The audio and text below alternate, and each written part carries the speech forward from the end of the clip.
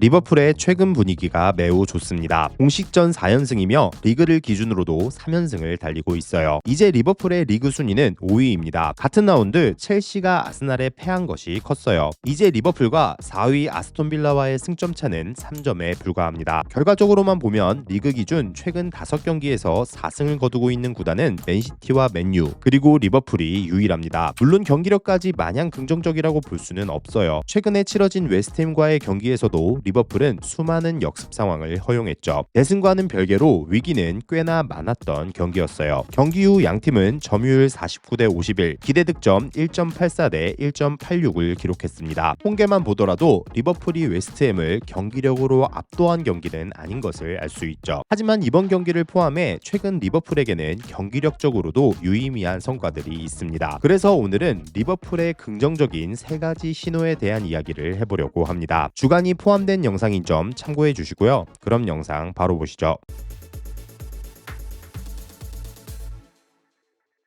나쁘지 않은 일정.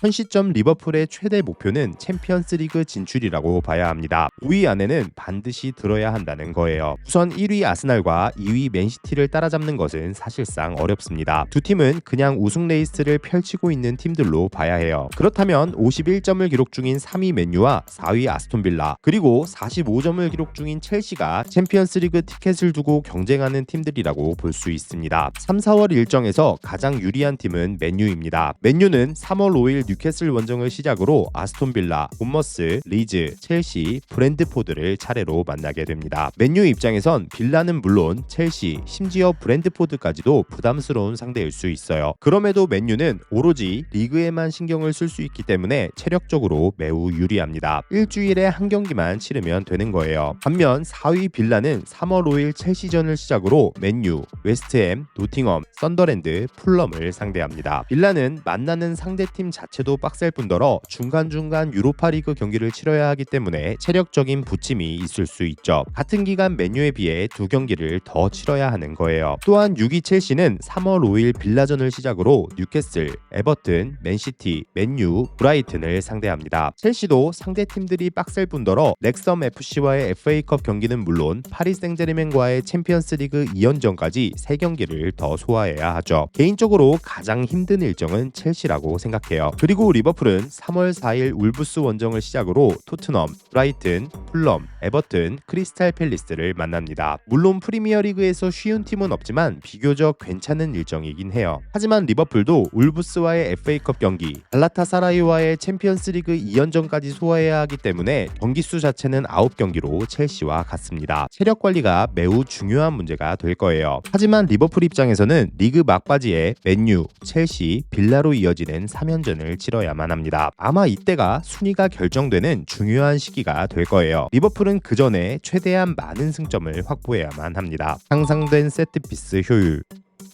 시즌 전반기 리버풀에게 있어 세트피스는 대표적으로 지적되던 단점 중 하나였습니다. 실제로 지난 12월 세트피스를 전담하던 아론 브릭스 코치가 문책성 경질을 당하기도 했고요. 리버풀은 브릭스의 공백을 세트피스 분석가로서 브릭스 코치를 보좌했던 루이스 마오니에게 맡긴 것으로 보입니다. 그간 대부분의 업무를 비공개로 진행했던 마오니가 리버풀 세트피스 전략의 핵심으로 나서게 된 거죠. 저는 최근 리버풀의 세트피스 공격이 강해지고 있는 이유는 단순함을 추구했기 때문이라고 생각합니다. 실제로 시즌 초반 리버풀은 지나치게 다양한 패턴의 세트피스 전술을 시도했습니다. 뭐가 잘 안 풀리니 이것저것 시도해봤던 거예요. 하지만 마오니 코치 체제로 세트피스를 개편한 이후 리버풀은 세트피스, 특히 코너킥을 안쪽으로 휘어지게 차서 골문 앞 6야드 박스 안으로 보내는 것에 더 중점을 두게 되었죠. 이것은 수치상으로도 잘 드러납니다. 시즌 초반 18경기와 최근 9경기 리버풀의 코너킥 패턴을 살펴보면 수치 자체가 크게 달라졌다는 것을 알 수 있죠. 인스윙 형태의 크로스를 박스 안으로 강하게 붙여놓고 직접 헤더 또는 세컨볼을 노리겠다는 거예요. 그런 의미에서 리버풀은 오른쪽 코너킥 상황에서도 전과는 달리 왼발잡이인 살라가 전담 키커로 나서고 있으며 이는 꽤나 좋은 효율을 보여주고 있습니다. 시즌 초반 반다이크와 코나테의 제공권과 더불어 정교하게 계산된 동료 선수들의 움직임으로 공간 창출을 하고자 했던 리버풀의 세트피스가 지난 지나치게 복잡했다는 것입니다. 단순함에서 강함을 찾은 거예요. 또한 리버풀의 세트피스는 수비에서도 달라진 모습을 보입니다. 여기서는 소보슬라이와 각포의 역할 변화가 매우 중요했다고 볼 수 있고요. 브릭스 코치가 떠나기 전 소보슬라이와 각포 중 적어도 한 명은 페널티 박스 바깥에 위치하며 세컨볼에 대한 블로커 역할을 담당해 왔습니다. 역습의 기점으로 생각했을 수도 있고요. 하지만 지난 1월 이후 리버풀은 세트피스 수비 시 소보슬라이는 파포스트, 각포는 니어포스트 쪽 지역 방어를 담당하고 있습니다. 어찌 보면 기본에 충실한 수비, 이게 중요한 포인트가 되고 있는 거죠. 심지어 역습 상황에서도 전보다 뒤쪽에 위치한 소보슬라이의 볼 배급 능력을 통해 상대의 압박을 풀어나오는 효과도 있고요. 사실 이거 말고는 수비에서 크게 달라진 건 없으니까요. 리버풀은 시즌 초반 18경기에서 세트피스 예상 실점 6.1골을 기록했지만 실제로는 그 2배에 가까운 12골을 실점했습니다. 하지만 브릭스 코치 경질 이후 리버풀은 9경기에서 세트피스 예상 실점 2.7골 중 단 2골만을 허용하고 있죠. 어찌 보면 작아 보일 수 있는 이 변화가 꽤나 많은 것을 바꿔놓은 것입니다. 빨라진 경기 템포.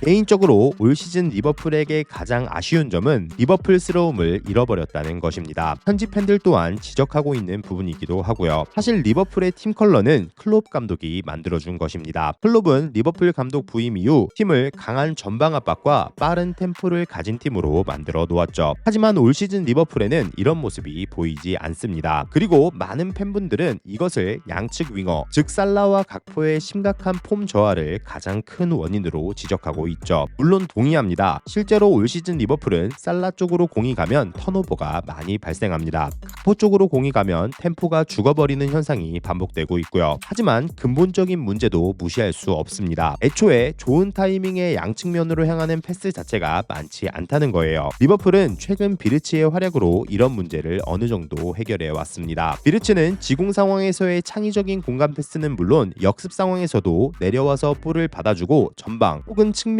공격을 전개하는 공수 연결고리 역할을 잘 수행했죠. 하지만 비르츠가 부상으로 전력에서 이탈하자 리버풀의 템포는 다시 죽어버렸습니다. 특히 커존이 비르츠 대신 출전한 노팅엄전이 대표적인 케이스라고 볼 수 있죠. 당시 커티스 존스는 상대의 강한 압박에 고전하는 모습을 보였습니다. 등을 지고 단순히 볼을 지켜내려고 했던 거예요. 애초에 비르츠처럼 패스로 탈압박을 할 수 있는 유형의 선수가 아닌 거죠. 그러다 보니 경기 템포는 느려지는 거고요. 하지만 최근 치러진 웨스트햄은 이런 문제를 어느 정도는 해결한 것처럼 보였습니다. 그리고 핵심은 역시 소보슬라이였죠. 이날 중앙 공격형 미드필더로 출전한 소보슬라이는 경기장 전 지역에서 영향력을 발휘했습니다. 특히 오른쪽 하프라인 아래까지 내려와 공수 연결고리 역할을 효과적으로 수행했죠. 특히 소보슬라이는 이번 경기에서 원터치 패스로 상대 압박에서 벗어나는 모습을 많이 보여주기도 했습니다. 비르츠가 했던 역할을 비슷하게 수행했던 거예요. 물론 비르츠와 소보슬라이는 분명히 역할의 차이가 있는 선수들입니다. 그냥 단순하게만 보자면 두 선수 모두 공수 연결고리 역할을 수행할 수 있지만 비르츠는 지공 상황에서의 창의성, 소보슬라이는 전방 압박 및 세컨볼 처리에 강점이 있다고 볼 수 있죠. 현재 많은 리버풀 팬들은 크리스탈 팰리스의 애덤 워턴을 가장 좋은 영입 후보로 보고 있는 듯 합니다. 하지만 그것보다 소보슬라이와 비르츠의 역할 분배가 우선시 되어야만 합니다. 그렇다면 자연스럽게 마카와 흐라벤의 롤도 정해질 테니까요. 경우에 따라서는 포백을 확실히 보호할 수 있는 유형의 선수가 필요할 수도 있다는 것입니다. 물론 새로 영입하는 윙어의 플레이 스타일도 중요한 요소가 될 거고요. 아무튼 리버풀의 다음 여름 이적 시장의 핵심 키워드는 조합이 되어야만 합니다. 무조건 잘하는 선수보다는 현재 리버풀 선수단에 꼭 필요한 선수를 데려와야 한다는 것입니다. 마무리.